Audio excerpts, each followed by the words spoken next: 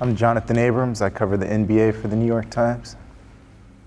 I'm Bill Rhoden. I'm a columnist for the New York Times. Jonathan, we're talking NBA playoffs here. You're the NBA guru. I mean, everybody seems to be saying what the NBA wants is a LeBron-Kobe showdown. Do you think we're going to get that? I think there's a good chance that we're going to be able to see that this year. I don't see the Lakers being challenged out of the West. I would be surprised if they lost 3 games during this whole playoff run. 3 games? Before the NBA titles. 3 games, I'd be very surprised. Now, is this because you're from LA and you, or I mean, you know, what's going on here? 3 games? 3 games. You don't see me talking about the Clippers like that, though, do you? Oh, well, yeah. For people in LA, the Clippers don't really exist, right? The only team that I could see winning a couple from the Lakers would be the Portland Trail Blazers. I like the Lakers, but I like Portland a lot.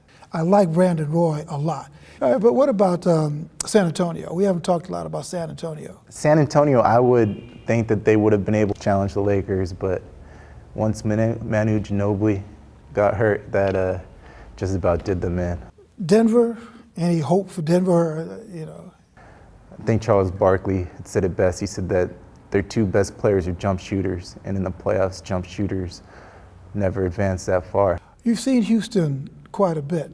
Has the addition of Artest given them the muscle that they really, the muscle and the toughness and the insanity that they needed? The one thing that they don't have is a guy like McGrady who can create off the dribble, create shots when you need it. That would be the one place where they would have trouble at. You know, my favorite in this whole thing is Boston. They got 60-something wins without Kevin Garnett, which to me is a tremendous accomplishment. But people are saying basically they're giving the East to Cleveland already. Are you giving it to Cleveland too? I would. Cleveland can start preparing for the Lakers in the finals, like I said. What about Orlando? Are we just kind of dismissing Orlando? Orlando is another team that's facing a lot of health problems. Detroit. I mean, is that you talked on the West that San Antonio's star seems to be fading. Is Detroit's star faded? Yeah, I would say I'd be surprised if they gave Cleveland a challenge in any of those games. They've been playing almost like the season was over since January.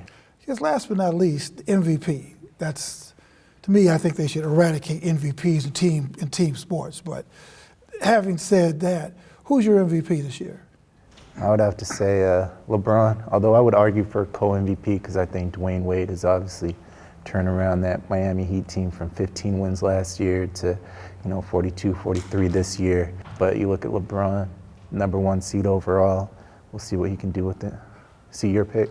LeBron, I guess so. I mean, after having seen him and having seen his team-first attitude, but it seems like you just can't overlook Kobe. I mean, my litmus test is which team gets hurt the most if you take LeBron off the Cavs, Kobe off the Lakers, and Dwayne Wade off the Heat. Which team completely disintegrates? Miami, I think, is the only team where you take Dwayne Wade away and they're 15-67.